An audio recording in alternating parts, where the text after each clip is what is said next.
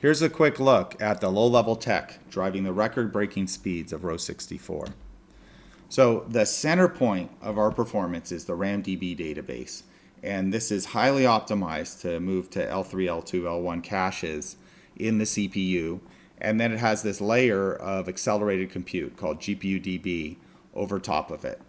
In parallel, we have all these different performance strategies. We specialize in threaded compression, contiguous memory, low-level display on the GPU, and zero-copy communication. At the very core, Row64 is developed with this sort of enthusiasm around low-level hardware acceleration, and this is a frontier. If you look closely, just on a double-click on RamDB, it's vertically integrated for extreme dashboard performance. Everything is tied in and tuned and optimized for just the highest speed dashboard experience. Runs out of L3 cache.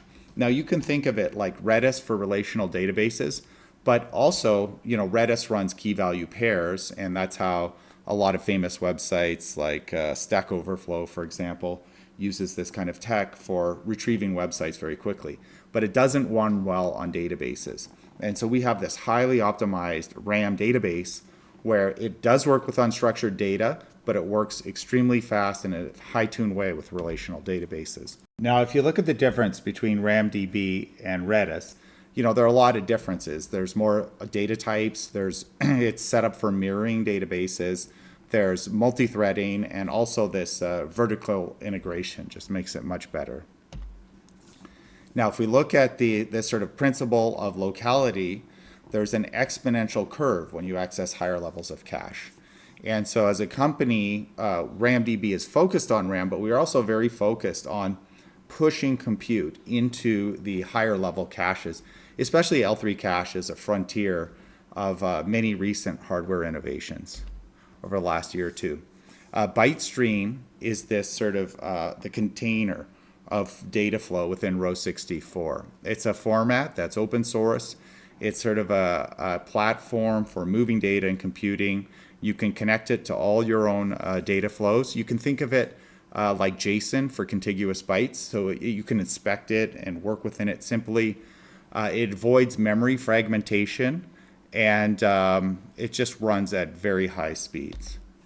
Now, our entire platform is based on ByteStream, which makes it easy to customize and to dial in your own workflow and your own special needs for your dashboards. It also centers around zero-copy communication, so it's very low level, and as it moves across the platform, say into the dashboard, you can directly read the bytes as they arrive. And this has this effect. Obviously, the way computer hardware works is the higher you move up this stack of high-speed caches and you avoid cache misses, then you get just a huge boost in speed. On the user experience side, from the use of the dashboard, one of the most exciting features is cross-filtering. It's this complex web of data drill-ins and interdependency. Now, what's driving this deep cross-filtering? Well, it comes from hardware-accelerated data frames, and it also comes from bytecode formulas. And these two principles are when you're clicking on things and moving sliders, and it's all happening in real time, this is driving the kind of compute evaluation side of that.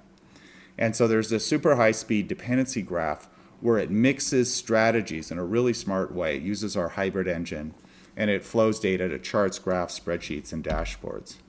Now, if you just look at the kind of formula side, which nests within this and allows you to wire all the parts together, you can do formula columns, you can have panes with formula spreadsheets, so forth. What it's doing is moving this into a dependency graph, directed equivalent graph, and decodes the evaluation order. It connects to the data frames, which are using all these accelerated compute strategies.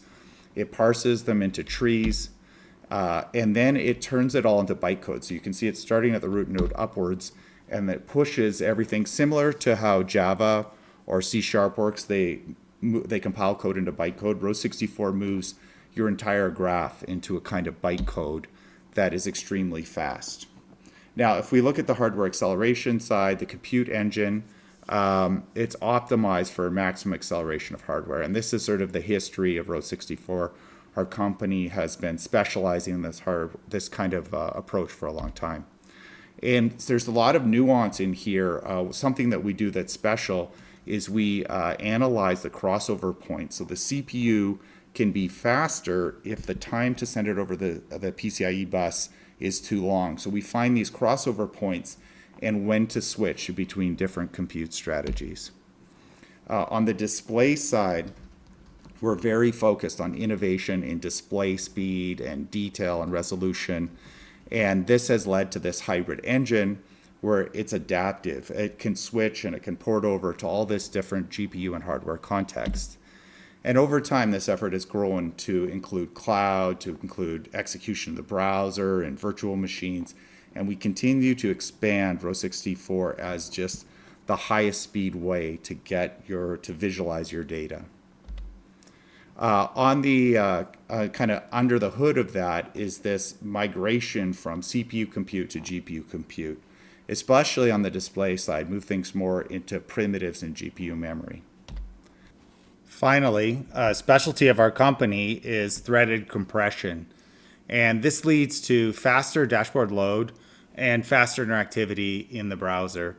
If you think about from the preparation of the dashboard assets to the network time and accelerating all those aspects, especially around dense data like geospatial or big data in the dashboard, threaded compression can make an enormous difference in terms of performance.